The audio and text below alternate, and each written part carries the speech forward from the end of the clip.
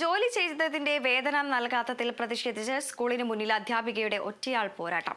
തിരുവനന്തപുരം ബാലരാമപുരം ഹൈസ്കൂളിലെ താൽക്കാലിക ജീവനക്കാരിയായിരുന്ന റീജിയാണ് സ്കൂളിന് മുന്നിൽ വേതനത്തിനായി സമരം നടത്തുന്നത്.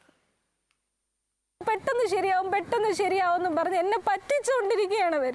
ഇനി ഇതിൽ കൂടുതൽ ഞാൻ ആരെടുത്ത് ഏത് ഓഫീസിലും ഞാൻ പോവാൻ? ഒരു ഓഫീസിൽ പോയിട്ട് കാര്യമില്ല. കാരണം ഗവൺമെന്റ് പറഞ്ഞിട്ടല്ല ഇവരെന്നെ എടുത്തിരിക്കുന്നത്. ഇവന്മാരാണ് എന്നെ ചതിച്ചത്. 2023 ജൂലൈ 20-നാണ് HST സോഷ്യൽ സയൻസ് വിഭാഗത്തിലെ താൽക്കാലിക ജീവനക്കാരിയായി റീജയെ സ്കൂൾ മാനേജർ ചന്ദ്രബാബു നിയമിക്കുന്നത്. പ്രതിദിനം 1200 രൂപയാണ് വേതനമായി നിശ്ചയിച്ചിരുന്നത്. 111 ദിവസം ജോലി നോക്കിയിട്ട് നാളിതുവരെ 1 രൂപ പോലും വേതനമായി നൽകിയില്ല എന്നാണ് യുവ അധ്യാപികയുടെ പരാതി. ഞാൻ ജോലി ചെയ്ത പൈസ മതി, കാരണം എൻ്റെ വീട്ടിൽ ബുദ്ധിമുട്ടുകളുണ്ട്.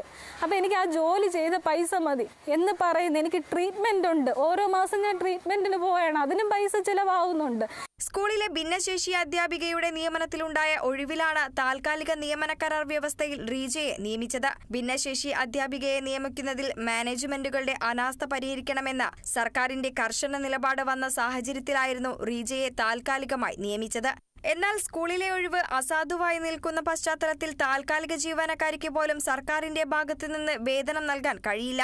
ഇതറിഞ്ഞിട്ടും സ്കൂൾ മാനേജ്മെന്റ് തന്നെ താൽക്കാലിക നിയമനം നൽകി ചതിക്കുകയായിരുന്നു എന്നാണ് റീജ വിദ്യാഭ്യാസ വകുപ്പ് ഉൾപ്പെടെയുള്ള അധികൃതർക്ക് നൽകിയ പരാതിയിൽ പറയുന്നത്.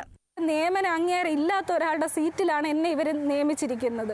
ഇത് മറച്ചു വെച്ചിട്ടാണ് ഈ ചന്ദ്രബാബു എന്നെ നിയമിച്ചിരിക്കുന്നത്. അപ്പം ഞാൻ ഇനി ഇത് എവിടെ ഓടിയിട്ട് കാര്യമില്ല. ഇവരെനിക്ക് ഈ പൈസ മാത്രം തന്നാൽ മതി. ജോലി ചെയ്ത വേതനം ലഭിക്കാതെ സമരം അവസാനിപ്പിക്കില്ലെന്ന നിലപാടിലാണ് ഈ അധ്യാപിക. Kerala vision news, Thiruvananthapuram.